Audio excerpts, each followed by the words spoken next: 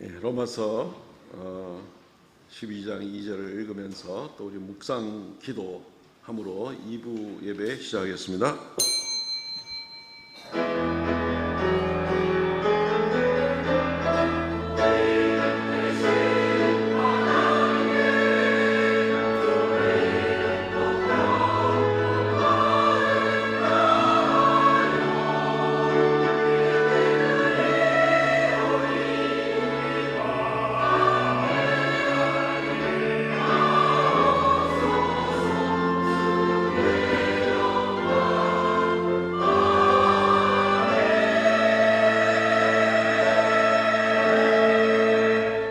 너희는 이 세대를 본받지 말고 오직 마음을 새롭게 함으로 변화를 받아 하나님의 선하시고 기뻐하시고 온전하신 뜻이 무엇인지 분별하도록 하라. 주 하나님 은혜를 감사합니다.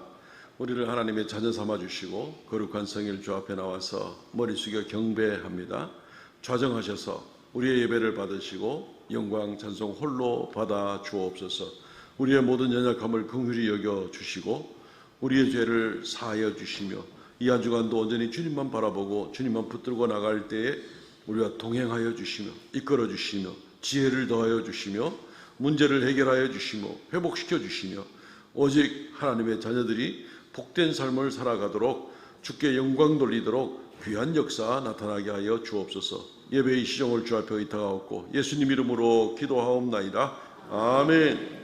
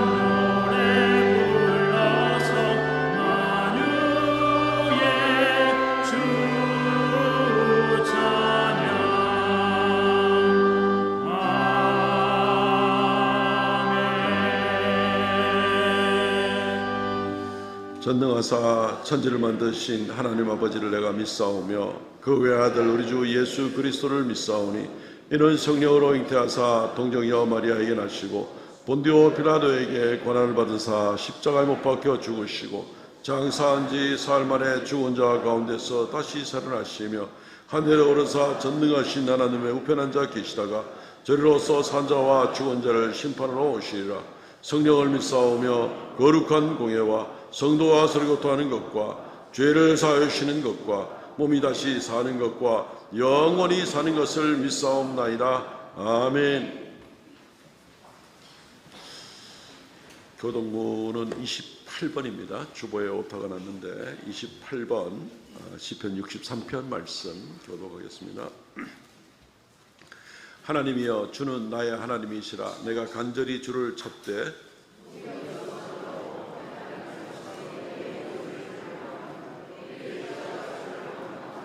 내가 주의 권능과 영광을 보기 위하여 주의 인자하심이 생명보다 나음으로 이러므로 나의 평생에 주를 송축하며 골수와 기름진 것을 먹음과 같이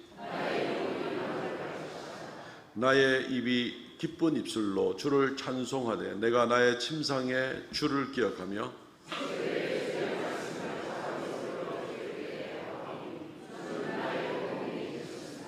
내가 주의 날개 그늘에서 즐겁게 부르리이다. 아멘.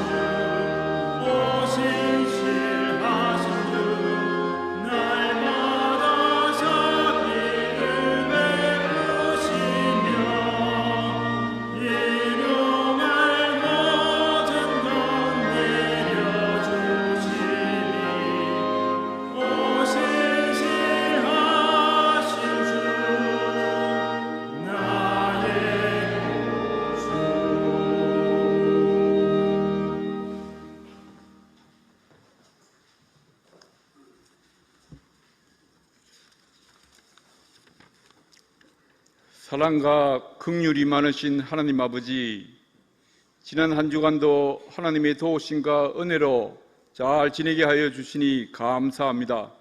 오늘 주일을 맞아 교회로 모여 예배드릴 수 있게 하여 주시니 감사합니다. 찬양과 영광을 홀로 받아 주옵소서. 우리가 아직 죄인 되었을 때에 그리스도께서 우리를 위하여 죽으심으로 하나님께서 우리에게 대한 자기의 사랑을 확증하신 그 은혜에 감사하고 감사합니다. 그 사랑, 그 은혜에 감격하여 바르고 정직하게 살아가야 함에도 불구하고 우리의 생각대로 살아갈 때가 많음을 고백합니다. 용서하여 주시옵소서. 하나님 아버지, 우리는 육신의 정욕과 안목의 정욕에 사로잡혀 세상의 것들을 붙잡아 보려고 쫓아갈 때도 많았음을 고백합니다. 형제 사랑은 말로만 하고 행하지 못했음을 고백합니다. 용서하여 주시옵소서. 넘어진 형제를 일으켜 세우며 어려운 이웃들을 돌봐주는 우리들이 다 되게 하여 주시옵소서. 하나님 아버지, 급변하는 코로나 이후 시대에 잘 대응하는 우리 교회가 되게 하여 주시옵소서. 알파 세대의 아이들의 교육에도 더 많은 관심과 도움이 필요할 때입니다. 앞으로 10년은 우리 교회의 미래를 좌우할 중요한 시기입니다. 다 같이 지혜를 모을 수 있게 하여 주시고 다음 세대를 잘 교육할 수 있는 우리 교회가 되게 하여 주시옵소서. 다가오는 23일부터 유치부 이름 성경학교로 시작으로 8월 19일까지 다윗 여호수아 공동체의 수련회가 열립니다. 가르치는 선생님과 가르침을 받는 학생들에게 불같은 성령의 감동 감화가 있게 하여 주시옵소서. 기도와 찬양, 하느님 말씀으로 잘 무장되게 하여 주시옵소서. 세상의 어떤 유혹에도 흔들리지 않는 우리의 학생들이 되게 하여 주시옵소서. 수고하시는 모든 교사분들의 건강을 지켜주시고 가르치는 은사를 부어 주시옵소서. 은혜가 넘치는 여름 성경학교가 수련회가 되게 하여 주시옵소서. 하나님 아버지, 우리 교회에 연로하신 분들의 건강을 지켜 주옵소서. 장마와 더위를 잘 이겨 나갈 수 있도록 지혜를 더하여 주시옵소서. 성령 하나님, 병중에 있는 성도들을 돌아보아 주시옵소서. 일일이 찾아가 주셔서 안수하여 주시사 깨끗이 고침받게 하여 주시옵소서. 오늘도 예배를 위해 수고하는 모든 분들에게 복 내려 주시옵고 말씀을 전하시는 담임 목사님의 건강을 지켜주시고 영육간의 강건함을 더하여 주옵소서. 말씀의 능력이 있게 하여 주시옵소서. 오늘도 정성껏 준비한 할렐루야 찬양의 찬양을 받아주시고 한량없는 은혜 내려주실 줄 믿사옵고 예수님의 이름으로 기도드리옵나이다. 아멘.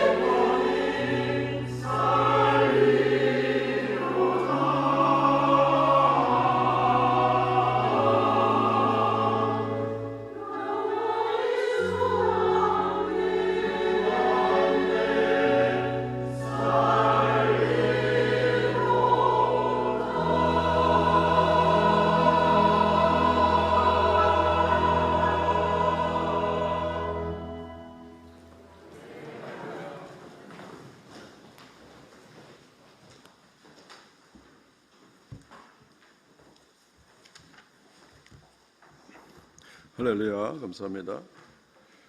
하나님의 말씀 봉독하겠습니다. 민수기 6장 1절로 8절 말씀입니다.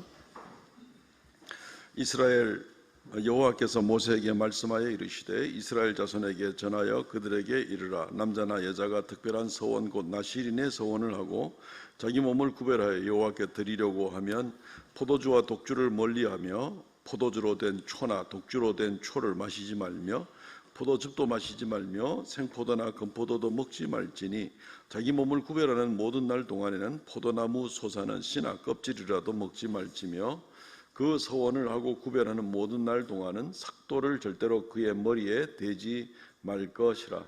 자기 몸을 구별하여 여호와께 드리는 날이 차기까지 그는 거룩한즉 그의 머리털을 길게 자라게 할 것이며 자기의 몸을 구별하여 여호와께 드리는 모든 날 동안은 시체를 가까이 하지 말 것이요 그의 부모 형제 자매가 죽은 때라도 그로 말미암아 몸을 더럽히지 말 것이니 이는 자기의 몸을 구별하여 하나님께 드리는 표가 그의 머리에 있음이라. 자기의 몸을 구별하는 모든 날 동안 그는 여호와께 거룩한 자니라. 아멘. 8절까지 봉독했습니다. 오늘 말씀 중심으로 해서 나실인의 축복이라는 제목으로 말씀을 증거하겠습니다. 들어보셨을 것 같지만 그 노블레스 오블리주라는 프랑스 말이 갖는 뜻은 귀족은 의무를 갖는다. 귀족과 같은 특권층은 의무를 갖는다라는 그런 말 뜻입니다. 보통 부와 권력 또는 명성을 얻은 사람들은 사회에 대해서 책임을 져야 한다는 뜻입니다. 그래서 일반적으로 기업들에 있어서도 사회적 책임을 이행해야 된다. 기업이 이윤만을 구하는 것으로 끝이 아니라 그 이윤을 얻게 만들어준 사회에 대해서 선의의 책임을 가지고 이행을 해야 된다는 것입니다. 그래서 만약에 이런 것을 잘 이행하면 선한 기업 정신을 가지고 있는 사람이고 그렇게 하지 않으면 악덕 기업이 되는 거죠. 자기밖에 모르는. 그래서 기업들이 국민 건강이나 환경 개선이나 공원 조성이나 또는 식품 안전이나 개선 또는 장학 사업 같은 것들을 많이 하게 됩니다. 재난 때 특별한 역할을 한다든가 하는 것이죠. 예전에 보니까 울산 같은 경우에 그 기업들이 많이 있는데 그 울산 대공원이 1공원, 2공원 아주 엄청 큰 공원이 2개가 있습니다. 근데 이게 울산 지역에 있는 SK그룹이 땅을 매입하고 공원을 조성을 해서 그래서 이제 울산 시청에다가 관리하도록 맡겨놓고 울산 시민들이 사용하도록 한 그런 일들도 보게 되었습니다. 그렇죠. 이 귀족은 의무를 갖는다라는 그런 의미에 부합한 그런 모습이라고 볼 수가 있습니다. 우리 그리스도인들이 바로 이 노블레스 오블리주의 이러한 사명을 우리가 감당해야 될 그런 입장에 있습니다. 우리는 그냥 뭐 기업을 하는 것도 아니고 우리가 개인인데 우리가 무슨 이런 특권층이나 할 수 있는 그런 일들을 우리가 어떻게 하겠느냐 하는 그런 생각을 하실 수 있지만 그러나 우리가 하나님의 자녀요 하나님의 나라를 유업으로 이어받는 사람들이요 이루 말할 수 없는 하나님의 은혜로 특권을 누리는 사람이라면 마땅히 우리가 이 사회적 책임을 가지고 나갈 필요가 있습니다. 우리 주님께 이루 말할 수 없는 큰 빚을 졌지만 주님께 그 빚을 갚는 것이 아니라 아직까지 주님을 알지 못하고 있는 이 세상에 있는 많은 사람들에게 주님의 빛을 비춰야 될 그러할 의무가 있는 것이죠.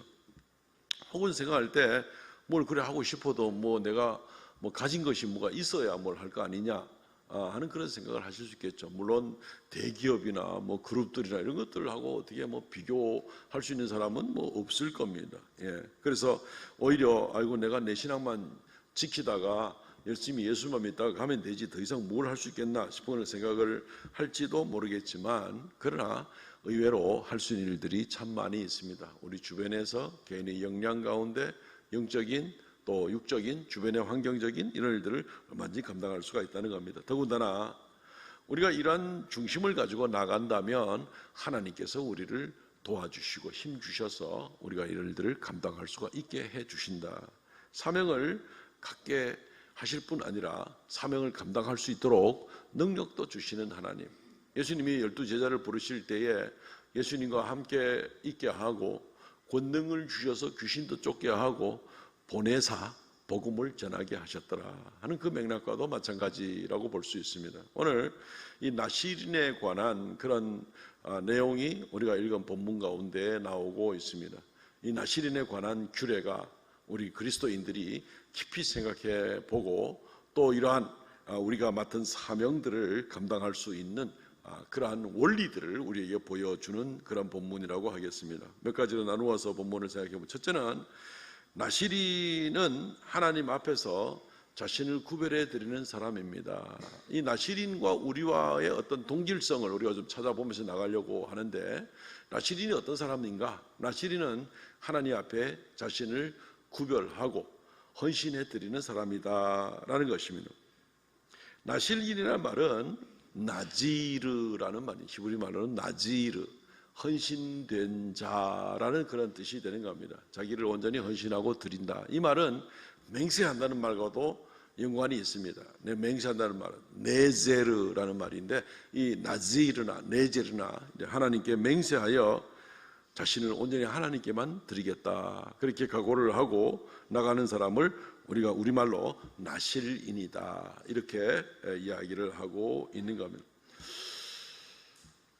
실제로 우리 주변 환경에서 우리가 우리 삶을 그럼 어떻게 통째로 하나님께 구별해 드릴 수가 있을 것인가? 환경적으로는 그렇게 이런 것들을 만들어가기가 쉽지가 않은 그런 모습은 있습니다. 그리스 정교회의 그 수도원에서 생활하는 그런 분들을 그렇게 본 적이 있습니다. 화면에 보이는 이 사진을 한 넉 장 정도 보여드릴 텐데, 그 유네스코 문화유산에도 등재되어 있는 그 메테오라라는 곳입니다. 스위스, 이 그리스에 있는 곳인데, 저희 90도 절벽, 진짜 90도죠. 90도 절벽 꼭대기에 이렇게 집을 지어놓은, 저희가 다 수도원입니다. 굉장히 많습니다. 지금도 한 30몇 개가 있다 그러는데, 다음 사진 한번 보이시죠?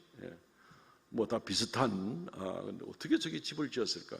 그 다음 사진도 보여주시고, 사진 미리 좀 보겠습니다. 저 집들을 지을 때에 그 수도사들이 이렇게 절벽 타고 올라가가지고 지었다. 그리고 나서 올라갈 때는 나중에 뚜레박 내려가지고 이렇게 뚜레박으로 올라갔다 내려갔다. 요즘에는 뭐 다리도 만들고 훨씬 더 좀 편하게 해놓은 것이 있습니다. 그래, 한 장 더 있습니까? 뭐 전부 다 뭐 암벽 가운데, 얼핏 보면은 멋있다. 저러니까 유네스코 문화 그 유산에 등재가 되지 하는 생각을 먼저 가질 수는 있습니다. 멋있기는 멋있습니다. 근데 실제로 저기에 있었던 일들, 저기서 생활을 이야기를 들어보면 그렇게 멋있기보다는 오히려 좀 숙연해지는 그런 모습이 있습니다. 지을 때 저기 있는 수도원들은 대개가 이제 11세기부터 지었으니 거의 한 1000년 가까이 돼가는 데죠. 그 벽돌 짊어지고 올라가고 완성된 다음에 뚜리박 내리고 이제 뭐 이렇게 해 지나오는 동안에 수도사들이 집 지으면서 많이 죽었답니다. 저기서. 그리고 근데 왜 저거 짓습니까? 저 꼭대기에다가 말라고 저런 거 바위 꼭대기에다가 지어가지고 저러는가? 하나님 앞에 자신을 온전히 헌신해 드려야 되겠다. 이 수도사들은 결혼이나 가정을 꾸리거나 이런 거 안 됩니다. 무소유로 물론 들어가야 됩니다. 그리고 들어가면은 평생 저기서 나오지 못합니다. 저기서만 기도하고 생활하고 일생을 저기서 보내고 죽으면 아마 나오겠죠. 이제 그런 모습들을 우리가 보게 되는 겁니다. 하나님 앞에 완전히 자기를 구별해서 내 인생은 완전히 일해 드려야 되겠다 각오한 그런 사람들 볼 때에 참 대단한 사람들이구나 싶은 그런 생각을 가져볼 수가 있습니다. 어쨌든 오늘 성경에 나오는 이 나실인이라는 사람들은 하나님 앞에 자신을 온전히 구별된 그런 각오를 가지고 헌신된 마음으로 하나님께 나가는 사람들이 바로 이 나실인이다 하는 그런 사람들이 됩니다. 일정한 기간 또는 종신 나실인 뭐 이렇게 구별이 될 수는 있습니다.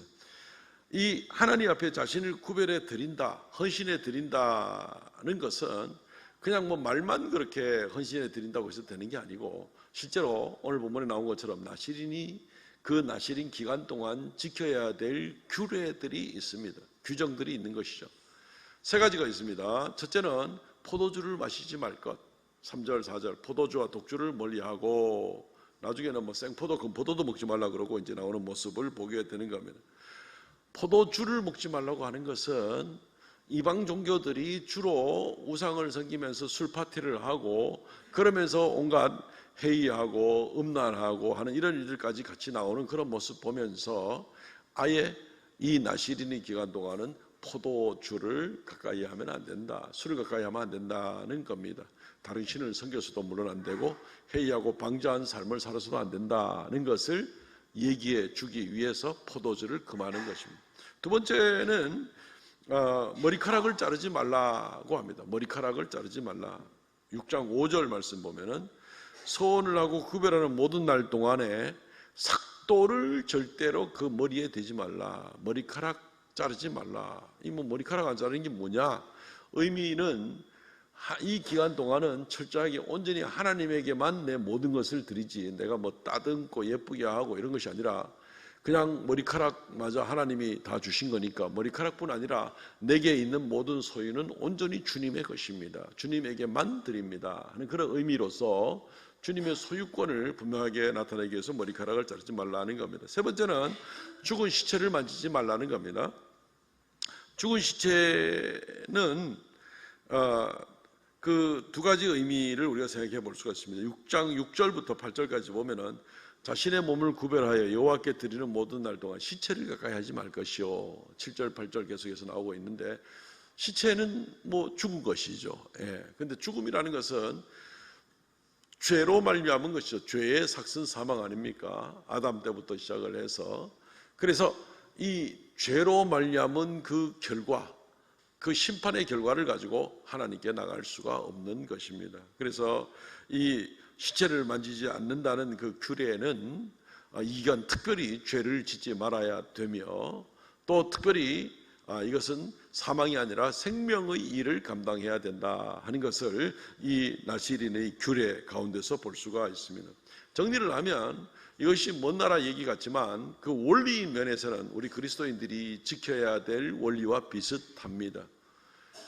이방 문화에 취하지 말고 이방 종교에 취하지도 말고 이방의 영향을 받지 아니하고 오직 하나님에게만 영향을 받겠다는 것이고, 내게 있는 모든 것은 전적으로 주님의 것이니 주님께만 드리겠다는 것이고, 그리고 또한 이 생명의 주인이 바로 주님이신데 우리가 생명의 일을 구하고 주님을 기쁘시게 하는 일을 할지언정 죄에 빠져가지고 사망으로 이어지는 그런 일들은 해서는 안 된다, 이런 내용입니다. 이것은 우리 그리스도인들이 예수 믿고 나서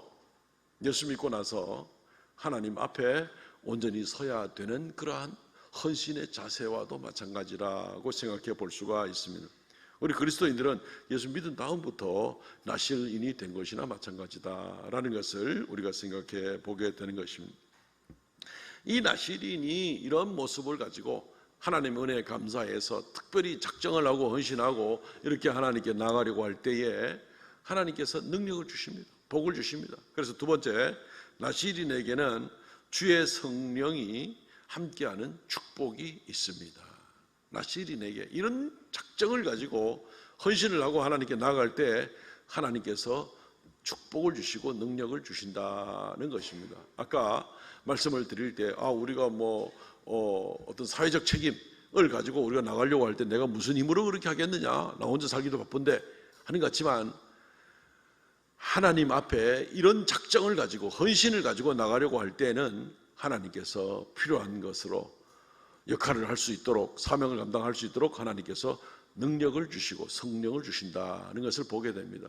간단하게 한 사람의 예를 통해서 우리가 이 부분을 한번 살펴보겠습니다. 삼손 이야기 아시죠? 삼손은 태어나면서부터 나실인입니다. 사사기 13장 5절 말씀에 보면은 내가 임신하여 아들을 낳으리니 머리 위에 삭도를 대지 말라. 태에서 나옴으로부터 하나님께 바쳐진 나실인이다. 삼손은 종신 나실인입니다. 평생에 하나님 앞에 나실인으로 살아야 될 그럴 사람이라는 겁니다. 그래서 이 나실인의 규칙 세 가지를 잘 지키고 살아가게 되었죠. 그래서 삼손은 아주 힘이 센 사람이 되었는데, 아주 힘이 센 사람이 될 때 어떻게 이 힘의 능력이 나타나는가 한번 보시기 바랍니다. 자기 스스로 힘이 넘쳐가지고 막 저절로 항상 막 에너지가 꽉 차가지고 넘치는 그런 힘의 사람이 아닌 것을 우리가 알 수가 있습니다. 사사기 14장 6절 말씀에 보면 여호와의 영이 삼손에게 강하게 임하니 그가 손에 아무것도 없이 사자를 염소 새끼 찢는 것 같이 찢었으나, 사자를 맨손으로 찢어버리는데 그냥 자기 힘으로가 아니라 어떤 일이 있었는가 하면 여호와의 영이 삼손에게 강하게 임하심으로, 삼손이 하나님 앞에 나실인의 규정을 잘 지키고 나갈 때에 그를 나실인으로 인정을 하시고 그에게 하나님께서 특별한 상황에서 특별한 능력을 주시는 겁니다. 여호와의 영이 함께 하셨더라는 것입니다. 하나 더 볼까요? 사사기 15장 14절 말씀에 보면은 삼손이 레히의 이름에 블레셋 사람들이 그에게 마주 나가며 소리 지를 때 여호와의 영이 삼손에게 갑자기 임하심에 그의 팔 위에 밧줄이 불탄 상과 같이 그의 결박된 손에서 떨어진지라. 뭐 여차여차한 사건 때문에 삼손을 넘겨주면 이스라엘을 안 괴롭히겠다, 이러니까 이스라엘 사람들이 자기 민족 중에 한 사람인 삼손의 뭐 새로운 만든 그런 삼줄을 가지고 손을 묶어서 넘겨주려고 그랬죠. 예, 넘겨지는 찰나에 삼손에게 하나님의 영이 임하심에 이것이 마치 새로 만든 삼줄이 불탄 새끼줄 같이 되면서 그냥 뜯어내고 삼손이 거기서 나귀 턱뼈를 가지고 블레셋 사람 1000명을 처리를 한 그런 사건을 얘기하는 겁니다. 다른 것도 마찬가지입니다. 삼손이 어떤 큰 일을 할 때에, 큰 힘을 쓸 때 어떤 일이 반드시 있었는가 하면은 여호와의 영이 함께 하시더라. 다른 말로 바꿔서 얘기하면 삼손이 하나님께 헌신된 자세를 가지고 이 나실인의 규례를 지켜 나갈 때에 필요할 때마다 하나님께서 하나님의 영이 함께 하심으로 삼손이 그 일을 하게 하셨다. 결국 나라를 구했고 삼손이 이스라엘의 사사로 20년간 역할을 했던 것을 아마 우리 성도들 아실 겁니다. 그렇습니다. 우리가 무슨 힘이 없어서 뭘 아무것도 못하는 것이 아니라 하나님 앞에 이런 헌신된 모습을 가지고 사회적 책임, 이웃에 대한 책임감을 가지고 주님에 대한 빚진 마음으로 헌신된 자세를 가지고 나가려고 할 때에 주님께서 힘을 주신다는 겁니다. 능력을 주신다는 겁니다. 축복을 주신다는 겁니다. 문제는 아예 마음을 안 먹고 그냥 뭐 나는 그냥 내 인생 그냥 내 혼자 살아갈 거야 라는 이런 마음을 가지고 나갈 때는 하나님이 아무런 의욕도 없는 사람에게 뭘 줄 게 없는 겁니다. 뭘 주어도 그걸 가지고 하나님 앞에 어떻게 헌신하겠다는 각오가 아니라 그걸 가지고 그냥 자기 배나 두드리고 살 그럴 사람이니까 줘도 의미가 없는 겁니다. 하나님, 내가 이렇게 하나님께 헌신하고 작정을 하고 나실인의 규례를 가지고 이렇게 살아가고 싶은데 주여 내게 힘이 없습니다. 도와주십시오. 이럴 때 주님께서는 능력을 주시고 성령의 은혜를 베풀어 주셔서 놀랍게 역사를 하시게 되는 겁니다. 그 때문에 이 나실인의 규례를 지키는 것과 하나님의 성령이 역사하는 것은 굉장히 중요한 겁니다. 예를 또 비근한 예로 우리가 들면 삼손 같은 경우에 하나님 앞에 삼손이 이 나실인의 규례를 어기게 됐을 때 그럼 어떻게 됐는가? 그러면 당연히 하나님의 영이 함께 하시지 않고 당연히 삼손은 힘을 내지 못하겠죠. 삼손 스스로가 뭐 하나님 없이도 자기가 뭘 폼을 잡고 큰 역발산에 힘을 내는 그런 것이 아니라는 말이죠.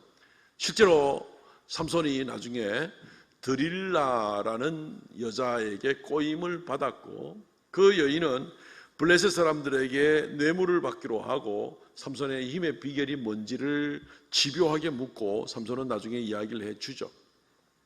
그러고 나서 머리를 잘리게 되었습니다. 그런데 머리를 잘리게 된 것은, 머리카락을 잘리게 된 것은 사실 나실인이 지켜야 될 규례가 3가지가 있는데 이 3가지를 다 어겼을 때입니다. 이미 삼손은 일찍부터 술과 여자를 좋아하는 사람이었고, 그리고 삼손은 사자 찢긴 것을 가지고 만지고 거기서 꿀을 뜨고 이러면서 시체를 만진 사람이었고, 그리고 삼손은 드디어 나실인의 3번째 규례인 머리카락마저도 완전히 자르게 되었고, 하나님 앞에 헌신자로서 갖추어야 될 조건을 마지막까지 다 잃어버리게 되었을 때 어떤 일이 나게 되었습니까? 드릴라가 머리를 자르고 나서 삼손에게 말합니다. 당신 잡으려고 온 사람들이 왔다. 라고 얘기를 하게 되니까 삼손이 어떤 일이 생깁니까? 사사기 16장 20절 말씀, 들릴라가 이르되 삼손이여 블레셋 사람이 당신에게 들이닥쳤느니라. 삼손이 잠을 깨매 이르기를 내가 전과 같이 나가서 몸을 떨치리라 하였으나 여호와께서 이미 자기를 떠나신 줄 깨닫지 못하였더라. 나실인으로 지켜야 될 그 규정을 세 가지를 다 어기고 났을 때에 그때 삼손이 깨닫지 못하는 가운데 하나님이 떠나서 더 이상 함께 해주지 않는 겁니다. 삼손은 다시 평범한 보통 남자가 되어서 아무것도 할 수가 없는 겁니다. 그가 하나님의 명령을 다 어기게 되었을 때 하나님께서 나실인에게 주실 축복과 능력은 거기서 이제 끝나는 겁니다. 무효가 돼버리고 마는 것이죠.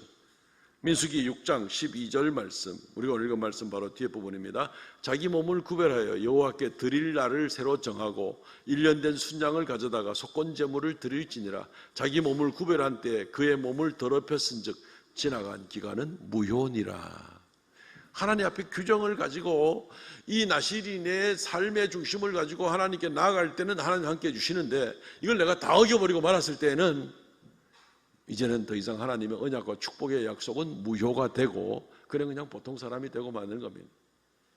이 무효가 된 다음에 삼손은 잡혀갔죠. 두 눈알이 다 뽑히게 되었죠. 그리고 감옥에 갇히게 되었죠. 연잠에 똘 돌리게 되었죠. 그리고 나서 한참 세월이 지나는 동안 나실인의 규례가 다시 발동합니다. 감옥에서 그가 술을 마실 수가 없게 되었고 거기서 그는 머리카락이 저절로 자라나게 되었고 그렇게 됐죠.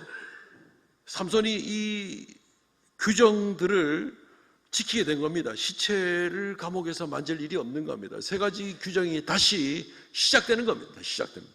그래서 마지막에 삼손이 블레셋 사람들의 큰 잔치 때에 그들의 성전의 두 기둥 사이로 이끌어 달라 그래서 거기서 힘을 써서 두 기둥을 쓰러뜨려서 그때 죽인 블레셋 사람들이 3,000명이었더라. 삼손이 살아서 죽인 블레셋 사람보다 삼손이 죽을 때 죽인 블레셋 사람들이 훨씬 더 많았더라 하는 그런 기록이 성경에 있게 됩니다. 언약이 다시 살아나고 나실인의 규례를 다시 지키고 이렇게 되니 그에게 하나님께서 다시 함께 하시고 축복해 주시는, 이게 이해하기 어려운 일이 아니에요. 아주 간단한 원리인 겁니다.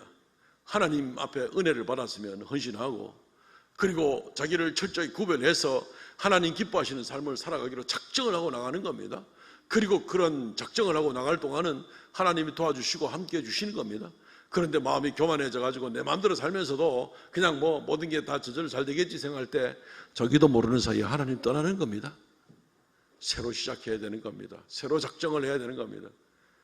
이건 그냥 복잡하거나 추상적이거나 애매한 그런 원리가 아니에요. 아주 단순하고 명백한 그러한 하나님의 간섭의 그런 원리를 보게 되는 겁니다.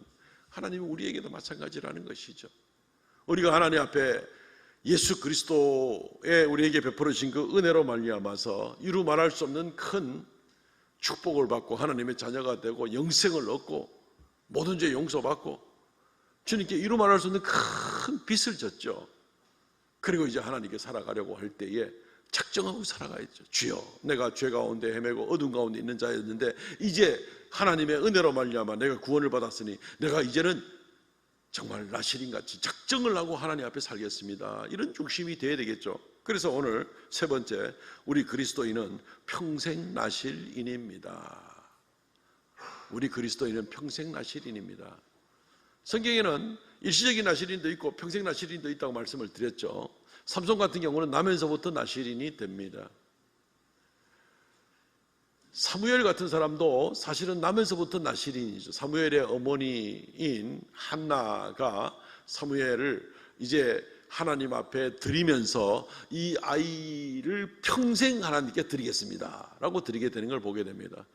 세례 요한이 출생하게 되었을 때 이 아이는 많은 사람을 주께로 돌아오게 할 그럴 사람이다 라고 하면서 이 아이가 절대로 술을 마시지 못하게 하라 라고 얘기를 하면 나실인의 규례를 준 겁니다. 천사가 이 엘리사벳과 사가랴 이 요한의 부모에게 나실인의 규례를 준 겁니다. 그리고 이 세례 요한이 그 일을 하게 된, 예수 그리스도의 오시는 그 길을 준비하게 되는 거 아닙니까? 나실인에게 삼손, 사무엘, 그리고 세례 요한 각각 다른 일들을 주어지게 되고 각각 역할을 하게 되는데 원칙은 똑같습니다. 나시린의 규례를 지켜야 되는 것이고, 그리고 하나님의 성령께서 함께 하시는 것이고, 그럴 때 능력을 얻어서 맡겨진 일을 잘 감당할 수가 있게 되었더라, 이런 원리가 되는 겁니다. 우리 그리스도인들이 주님께 은혜를 받아서 구원을 받은 그런 사람들이 됩니다. 그 빚을 우리가 갚을 수가 없습니다. 주님께 뭘로 그 은혜를 갚을 겁니까? 주님이 뭐 필요하거나 부족한 게 없잖아요. 우리가 하나님을 위해서 내 목숨을 대신 드리면 하나님께서 뭐 그 일로 인해서 하나님은 의로워집니까? 그건 말도 안 되는 소리죠. 그럴 일은 있을 수가 없습니다. 어떤 일을 통하여서도 우리는 완전한 영광 가운데 계시는 하나님에게 이 빚을 갚을 방법이 없습니다. 그렇기 때문에 주님께서는 우리 보고 내 이웃에게 이 빚을 갚으라는 겁니다. 하나님을 사랑하는 것 같이 하나님께 은혜를 입었으면 내 이웃을 내 몸같이 사랑하라라는 명령을 주시는 겁니다. 그리고 주님의 선한 빛을 세상에 비추라는 겁니다. 이건 부채입니다. 이건 주님께 갚아야 될 부채입니다. 주님께 갚아야 될 부채인데 주님께 못 갚으니까 우리 주변에 사회에 우리가 이 특권을 받았으니까, 영생과 우리가 하나님 나라 유업을 받는 이루 말할 수 없는 큰 특권을 받았으니까 이 빚을 사회에다가 돌려주고 이 사회에 빛을 비추는 일을 감당해야만 하는 것입니다. 성경은 우리가 구원을 받았으면 이제부터는 네 자신을 하나님께 드리는 삶을 살아야 된다라고 얘기를 하고 있습니다. 로마서 6장 13절 말씀에 보면은 너희 지체를 불의의 무기로 죄에 내주지 말고 너희 자신을 죽은 자 가운데서 다시 살아난 자 같이 하나님께 드리라. 나시린의 자세가 이겁니다. 하나님께 드리라. 너희 지체를 의의 무기로 하나님께 드리라. 의의 무기로 하나님께서 너희의 모든 몸과 마음을 다 사용할 수 있도록 하나님께 드리라. 이 나시린의 명령과 마찬가지가 되는 것입니다. 디모데후서 2장 15절 말씀, 너는 진리의 말씀을 옳게 분별하고 부끄러움이 없는 일꾼으로 인정된 자로 자신을 하나님께 드리기를 힘쓰라. 자신을 하나님께 드리라. 나시린이 하나님께 드림이라는 거거든요. 하나님께 자신을 드림. 21절, 그러므로 누구든지 이런 것에서 자기를 깨끗하게 하면 귀히 쓰는 그릇이 되어 거룩하고 주인의 쓰심에 합당하여 선한 일을 준비함이 되리라. 자신을 하나님께 드리라 하는 겁니다. 우리가 주님께 이 빚이 있습니다. 그러므로 이제부터는 나실인으로서 우리가 구별된 헌신을 가지고 하나님께 살아가는 것이, 이것이 마땅한 우리의 책임. 말씀을 맺겠습니다. 오늘 설교를 시작하면서 그 노블레스 오블리주라는 어려운 말을 한번 생각해 보았습니다. 사회적 책임이 있다는 겁니다.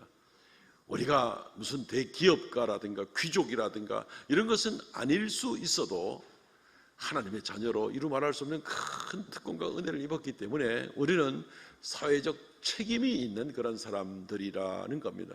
어떻게 일을 감당합니까? 먼저 자신을 하나님 앞에 규정대로 지키고 살아가는 것이 중요하겠죠. 그래서 죄를 짓지 말고, 그래서 술에 취하지 말고, 그래서 자신의 모든 소유는 하나님의 것인 것을 인정하고, 그래서 죄로 인한 사망이 아니라 생명의 길로 나아가기를 애를 써야 되겠죠. 어둠 가운데, 죄 가운데, 사망 가운데 있다가 겨우 나온 사람들이 또다시 거기에 헤매고 다시 그 길로 들어가겠습니까? 그래서는 안 되는 것이죠. 빚을 갚기 위해서도 전혀 그래서는 안 되는 겁니다. 그런 자세를 가지고 우리가 이 세상을 살아갈 때에, 사회적 책임을 가지고 나가게 될 때에 주님께서 능력 주십니다. 힘을 주십니다. 성령의 은혜를 주십니다. 삼손에게도 그랬고 누구에게나 다 그렇습니다. 항상 모든 사람에게, 우리에게 명령하실 뿐 아니라 그 일을 감당할 수 있는 능력도 주시는 분이 주님이십니다. 마음을 전혀 안 먹고 주님 앞에 헌신할 작정을 안 하는 사람에게는 하나님 아무것도 줄 것이 없다니까요. 그러나 하나님 앞에 충성하려고 헌신하려고 작정하는 사람들에게는 하나님이 이루 말할 수 없는 큰 축복 가운데 그 헌신들을 감당할 수 있도록 하나님께서 은혜를 주시는 겁니다. 하나님이 나한테 뭘 주시나 안 주시나 봐가면서 좀 나중에 남는 거 있거든, 좀 어찌하든지 말든지, 이런 중심일 때는 하나님께서 별로 신경 안 쓰실 겁니다. 하나님 앞에 먼저 헌신된 마음을 가지고 이 은혜에 감사하고 이 헌신을 감당하고 작정하고 나갈 때에, 그때 하나님께서 더 본격적으로 역사하시게 되는 겁니다. 주의하십시오. 하나님 앞에 이 헌신된 자의 규례를 어기고 내 멋대로 살아가려는 그런 모습이 있을 때에 우리도 모르게 하나님께서 우리를 떠나는 수가 있습니다. 두려워해야만 합니다. 그러므로 사랑하는 성도 여러분, 우리의 남은 인생을 주님의 이 큰 은혜 입어서 우리가 오늘까지 오게 되었거든. 남은 인생을 나시린의 삶으로 귀한 삶을 잘 감당하고 하나님께 영광 돌리는 저 여러분 되시기를 주의 이름으로 축원드립니다. 아멘. 통성을 같이 한번 기도하겠습니다. 하나님, 우리에게 이 나시린의 은혜를 주셨으니 이 사명을 잘 감당하고 이 규정을 잘 지키고 하나님께 영광 돌리는 우리가 되게 하여 주옵소서. 도와주시옵소서. 통성으로 기도합니다. 주 하나님, 은혜를 베풀어 주시고 주여 긍휼을 더하여 주시기를 간절히 바라옵고 원합니다. 자칫하고 방심하고 내 손에 있는 것만 생각하면서 안일하진 않았습니까? 아버지 하나님, 주 앞에 작정하고 헌신하기로 작정하고 나설 때 주님께서 복과 축복과 능력과 성령의 은혜를 주시는 것을 깨닫게 하여 주시고, 그래야 하나님 보시기에 아름다운 삶, 빚을 갚는 삶, 주의 맡기신 사회적 책임과 아버지 하나님께서 맡기신 귀한 사명을 감당해내는 우리가 되게 하여 주시옵소서. 우리 한 사람 한 사람, 우리 성도들의 모든 가정들 가운데 주의 이름 말할 수 없는 큰 은총을 베풀어 주시기를 간절히 바라옵고 원하옵나니 주여 지키시고 주여 도우시고 주여 은혜를 베풀어 주시옵소서. 주여 역사하여 주시옵소서.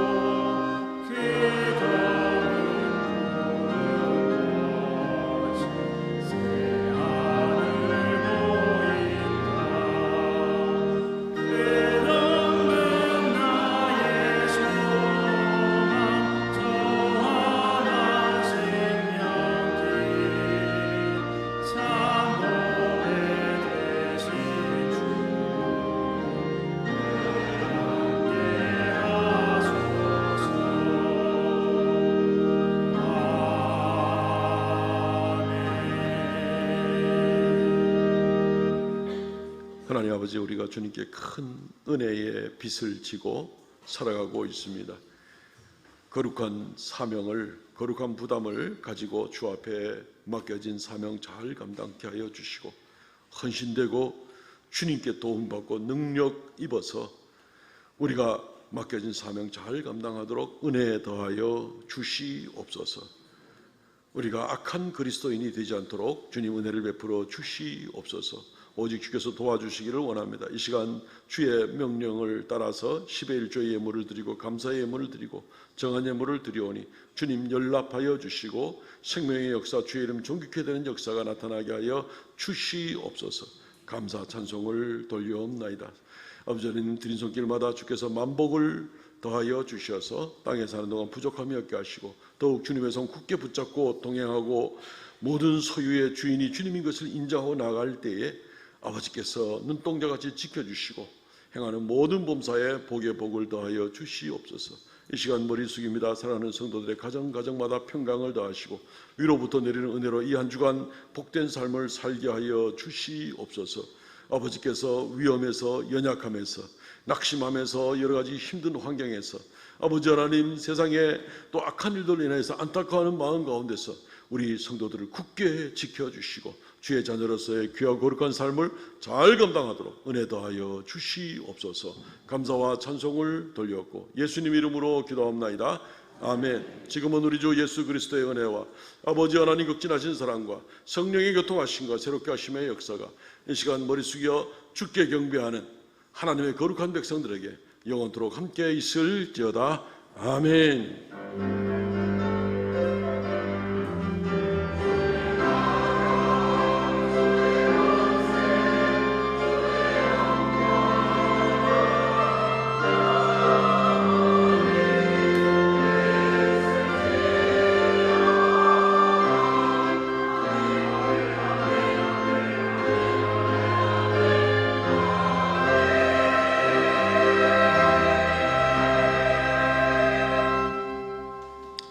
성도의 교제 시간입니다. 우리 전후좌우로 우리는 나실인입니다 라고 인사 나누시면 좋겠습니다. 우리는 나실인입니다. 이제 와가지고 나실인이 먹고 이러면 안 됩니다. 우리는 나실인입니다. 주보 광고 보시면은 금주에 읽을 성경 본문은 출애굽기입니다. 다음 주 오후 예배는 오여전대 헌신 예배로 드립니다. 말씀은 세계로 병원의 원목으로 수고하고 계시는 권율 목사님께서 전해주시게 됩니다. 우리 교회 권율 목사님 친척들도 있죠, 알죠? 교회학교 여름 사역을 위해서 많은 기도와 협력을 부탁드립니다. 유치부, 초등 1, 2부, 중고등부, 다윗 여호수아 공동체가 이번 여름 수련회 성경학교를 진행하게 됩니다. 우리 교회가 다른 교회에 비해서 상대적으로 굉장히 교회학교가 든든하게 서 있는 그런 입장인데 저절로 되는 법은 없습니다. 교사들이 헌신하고 또 교회가 또 재정적으로나 또 기도로나 많이 협력을 하고 이러는 가운데 오늘까지 지켜지고 아이들의 믿음 가운데 자라나게 됩니다. 여름 성경학교 수련회 때 또 더 많은 에너지와 또 재정과 또 수고가 많이 필요합니다. 우리 성도들께서 적극적으로 기도해 주시고 그리고 또 필요하면 협력해 주시기를 바랍니다. 교회 예산을 한도 끝도 없이 자꾸 늘려가지고 다 또 어떻게 만들어 나갈 수도 없는 여건이라서 우리 성도들이 좀 많이 도와주신 일들이 필요합니다. 이번 주 금요 기도의 봉사는 3여전대고 오늘 점심 식사는 배한기 장립사님, 지영호 권사님 가정에서 성기입니다. 이번 주부터 카페 예양 음료 가격이 인상됩니다. 오늘 식사로 섬기는 분들한테 감사하면서 또 카페 가서 음료수 값이 다 거금 500원씩 오릅니다. 너무 억울해하지 마시고 세상에 물가가 다 너무 올랐으니까 또 이건 다 헌금하는 마음으로 또 장학기금으로 다 들어가는 거니까 또 봉사하시는 분들 500원씩 더 받아가지고 봉사하는 분들 가는 거 아니거든요. 그분들은 그냥 봉사입니다. 봉사. 거기서 나오는 수익금 1원까지도 전부 다 장학금으로 다 이렇게 넘겨드리게 됩니다. 그러니까 헌금하는 마음으로 장학기금에 보탠다는 마음으로 기꺼이 500원씩 오른 가격으로 이전보다 더 열심히 마셔주시기를 부탁을 드립니다. 대구 동부노회 여전도회 연합회 원래회가 내일 아침 11시에 신매교회당에서 있습니다. 교회에서는 10시 20분에 출발합니다. 성경 완독자가 계십니다. 김순자 권사님, 이경성 권사님, 이기찬 장로님 수고하셨고요. 은퇴 장로 수련, 전국 수련회가 11일부터 13일까지 있게 됩니다. 우리 교회에서도 몇 분 참석하시게 되는데 위에서 기도해 주시기 바랍니다. 저는 오늘 오후에는 성동교회 교육부서 헌신예배 인도차 저는 오후에는 잠시 출타를 하겠습니다. 위에서 기도해 주시기 바랍니다. 광고 말씀은 이상입니다. 일어나서 잠깐만요. 새로 등록 카드를 이제 제가 봤습니다. 김은하 씨 어디 계십니까? 김은하 씨 일어나 주실래요? 잠시 얼굴 보고 다 같이 환영하는 박수 한번 치겠습니다. 감사합니다. 감사합니다. 안내해 주시면 폐회성 마치고 1층에서 좀 뵙고 이야기 나누도록 그렇게 하겠습니다. 이제 일어나서 폐회성 부르고 마칩니다.